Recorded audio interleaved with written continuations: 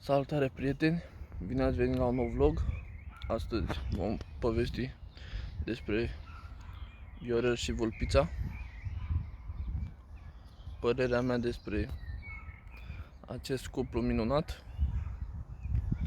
care face furor pe rețelele de socializare. Pare rău că nu am filmat în ultima vreme. A fost vremea foarte urâtă, am stat în casă, nu am avut ce să fac.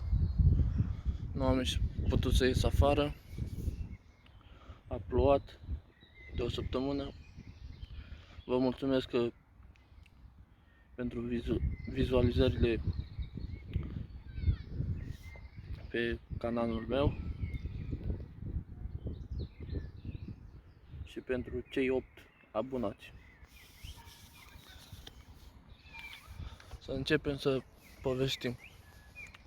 Sponsorizare la Coca-Cola. Așa. Vulpița. Vulpița vrea să facă și ea bani. Îl felicit pe Rafaelo pentru acel videoclip. A ieșit foarte frumos.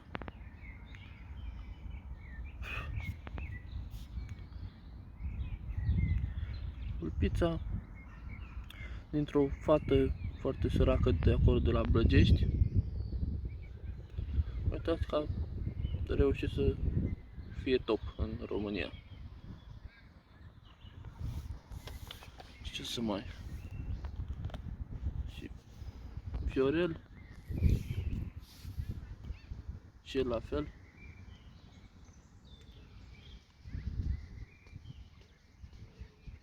A devenit viral și el.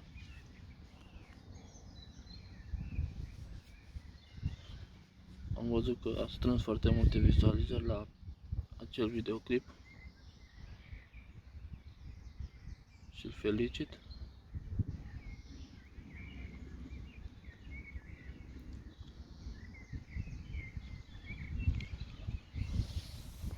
Am găsit aici lângă mine un parc foarte frumos, uitați.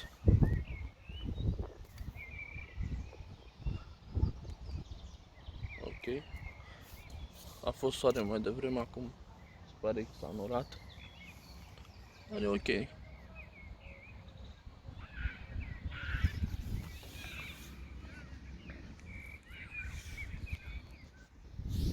Și să povestim despre ce a făcut Viorel cu lansatoarea, cu ce a mai avut el. Se pare că Viorel are voie să atingă toate fetele pe unde se poate, să zic așa, să nu... Și Vulpița, că apare într-un videoclip, nu are voie. Din ce am auzit, se pare că cu domnul Axinte din Vacanța Mare nu i-a dat banii cât s-au înțeles lui Viorica, lui Veronica. Mă scuzați. Nu vreau să fac ceva profesional, să editez astea, ce se va filma, așa o să fie pe canal.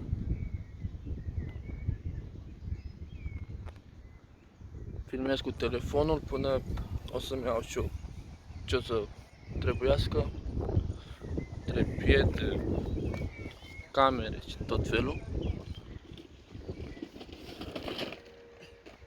Vreau să fie ceva așa mai românești. Ce să vă mai zic? Înscrieți pe Instagram, o să vă las Instagram în descriere și o să înscrieți acolo ce vreți să vă povestesc despre mine, despre cum am ajuns aici.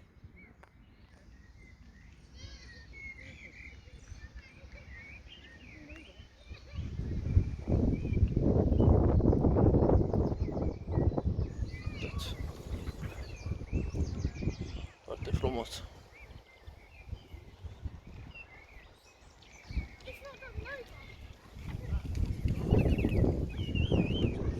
ceva jos.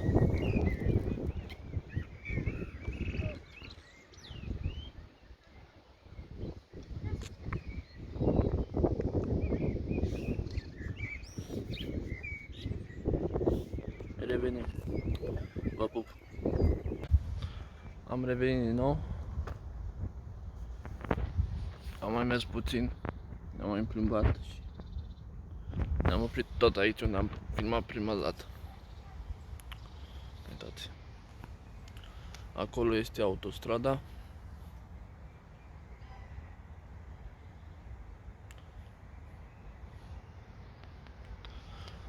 Am decis să vin aici, este foarte frumos. Liniște.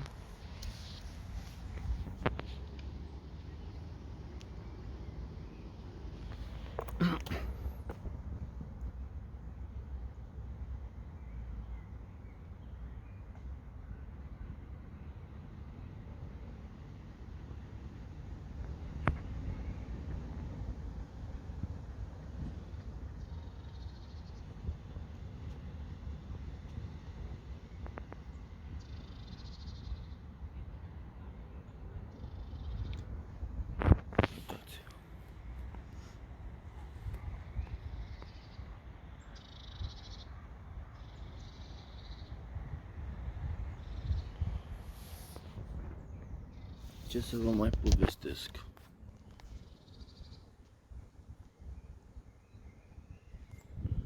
Cum am zis, să spuneți pe Instagram și filmăm și povestim ce vreți voi.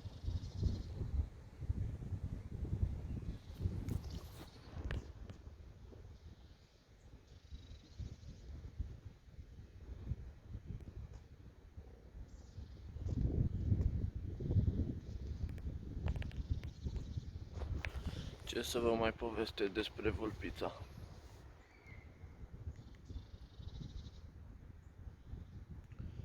I-a ajutat cei de la Acces Direct și acum sunt vedete. Bravo lor!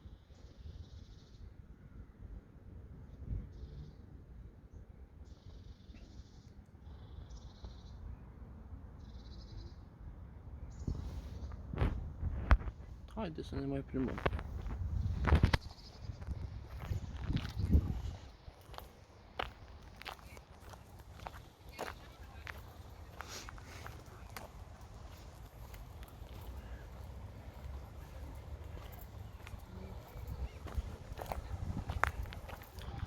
Astăzi sunt liber, nu am mers la muncă și am decis să facem vlog.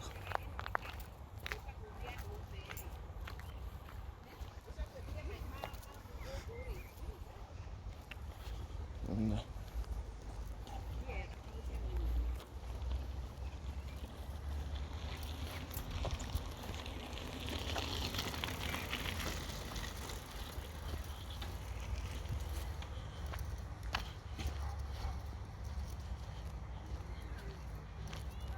Uitați ce frumos!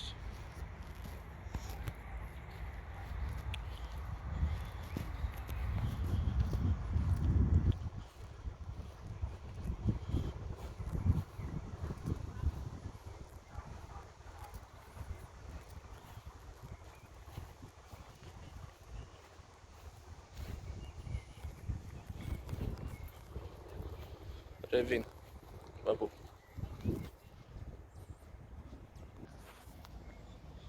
Haideți că am revenit. Să vă arăt ceva. Uitați veverițele pe acolo.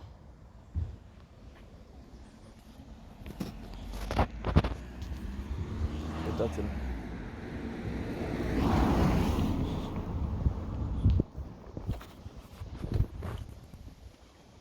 Ia uitați. Uitați veverița acolo, la pom. Ați văzut-o? De aceea am pornit camera să vedeți și voi.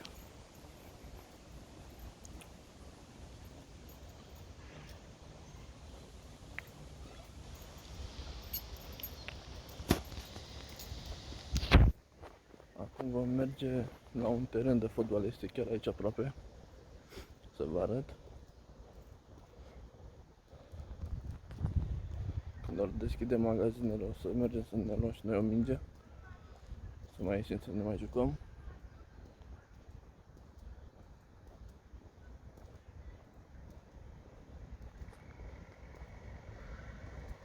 Și haide că revin. Am revenit. Mai avem foarte puțin și ajungem. Uitați. Foarte frumos.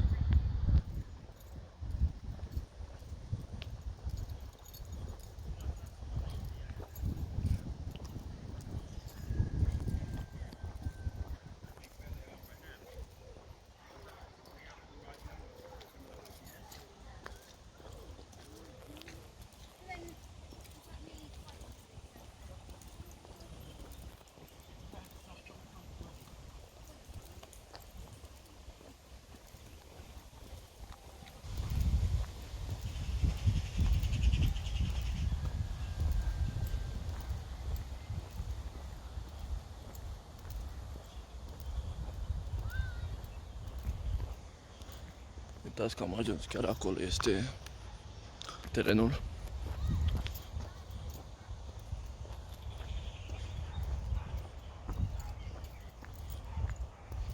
Sperăm să fie deschis.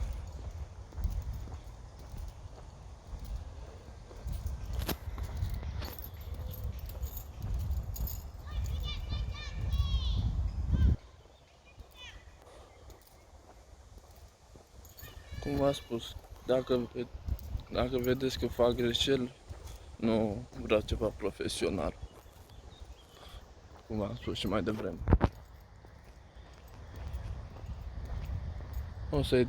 O să editez, dar nu o să editez foarte mult.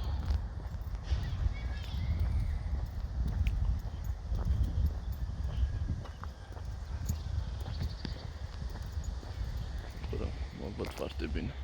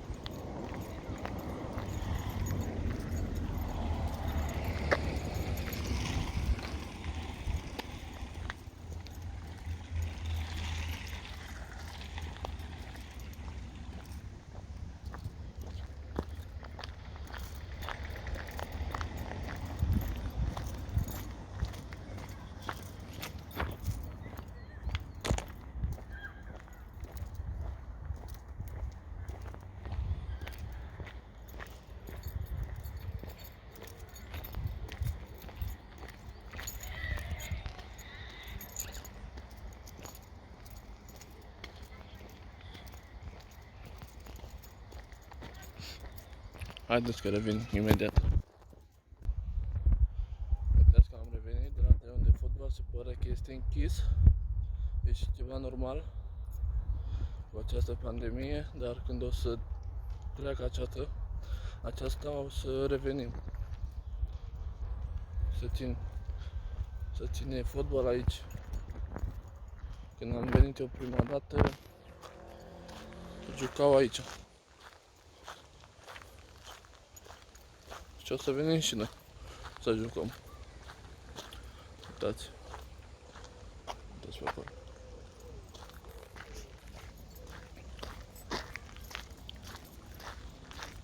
Haideți că revin să vă arăt ceva după. Ia uitați, prieteni, ce am găsit aici. O dasă de copac. Cât de mare este. Ia uitați. Și când plouă, când ninge, când astea, vă băgați aici înăuntru și stați aici, ca boieri. Ia uitați. Cât de mare e. Mișto.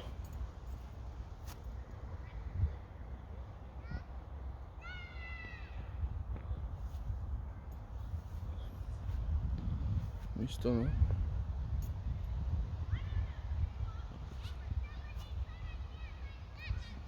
Hai, revenim pe drum, că mergem acasă.